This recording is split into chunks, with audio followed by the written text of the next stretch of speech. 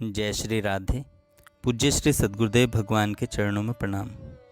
पूज्य श्री भाई जी कहते हैं, आपके मन में भगवत भजन के फलस्वरूप कुछ भी पाने की इच्छा नहीं है। आप भजन के लिए ही भजन करना चाहते हैं। यह बहुत ही ऊंची बात है। बदला पाने की इच्छा ही निर्बलता, शिथिलता और व्यभिचार की उत्पत्ति करती है। भजन यदि भजन बढ़ाने के लिए ही, भजन उत्तरोत्तर विशुद्ध और अनन्य होने के लिए ही किया जाए तो वैसा भजन बहुत ही ऊंची चीज होती है। वैसे भजन के सामने मुक्ति भी तुच्छ समझी जाती है, परंतु ऐसे भजन भी भगवत कृपा के बल से ही होता है। भजन में कहीं अहंकार न आने पाए। अहंकार से बड़ी बाधा उत्पन्न होती है। भजन तो आसक्ति होनी चाहिए।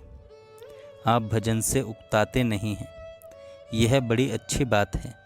उकताता वही है जो जल्दी ही किसी फल की इच्छा से भजन करता है, या जिसके भजन में श्रद्धा और अनुराग का अभाव होता है। श्रद्धा और अनुराग के साथ निष्काम भजन करने वाला क्यों ऊबने लगा? बस करते जाइए, कभी थकिए मत, परंतु किसी बात की अपेक्षा न रखिए।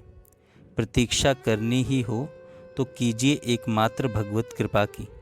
विश्वास कीजिए, भगवत कृपा तो आप पर पूर्ण है और अनंत है। वह तो सभी पर है। आप जितना जितना उसका अनुभव कर पाते हैं, उतना उतना ही आपके भजन बढ़ता है, और जितना जितना विशेष अनुभव करेंगे, उतनी उतनी ही आपकी निर्भरता, निर्भयता और भजनशीलता बढ़ती चली जाएगी। साधन में अपनी त्रुटि न हो और फल की कोई भी शर्त न रहे तो साधना सच्चा परमार्थ है। भगवान की सहज कृपा का प्रवाह हमारी ओर निरंतर आ रहा है। हम बीच में अपनी शर्तें रखकर उस प्रवाह की स्वाभाविक कल्याणमयी गति में बाधक बन जाते हैं। वह जैसे आता है उसे वैसे ही आने दीजिए। सब भगवान पर छोड़ देना चाहिए। उन कृपामय का ही चिंतन निरंतर करना चाहिए। पूज्य राधा बाबा कहते हैं, मैं बार बार कहता हूँ कि वृंदावन की किसी भी वस्तु का चिंतन कीजिए। चिंतन करते करते, मान ले पेड़ का चिंतन करते करते ही आप मर गए और पेड़ बने, तो वैसा पेड़ या मामूली पेड़ नहीं बनेंगे। वृंदावन का सच्चिदानंद में पेड़ बन जाएंगे और चाहते ही गोपी बनकर, सखा बनकर, जैसा रूप चाहेंगे वैसा ही बनकर साक्षात प्रिया प्रियतम की सेवा में लग जाएंगे। याद रखो, भजन में मन न लगने पर संसार के बंधन स्वयमेव भजन में मन लगने पर संसार के बंधन अपने आप शिथिल हो जाएंगे। भगवान में ममता और आसक्ति हो जाएगी, तब घर परिवार, धन संपत्ति, यश मान आदि की हथकड़ी, बेड़ियाँ अपने आप कट जाएंगी।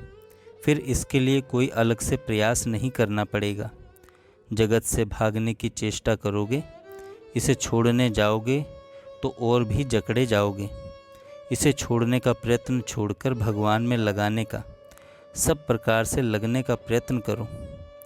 भगवान की रूप माधुरी की जरा सी झांकी मिलते ही भोगों के रूप सौंदर्य का, सुख विलास का स्वप्न तत्काल भंग हो जाएगा। फिर इस ओर झांकने को भी मन नहीं करेगा। याद रखो, मानव जीवन अजगरों की भांति लंबे काल तक नहीं रहता।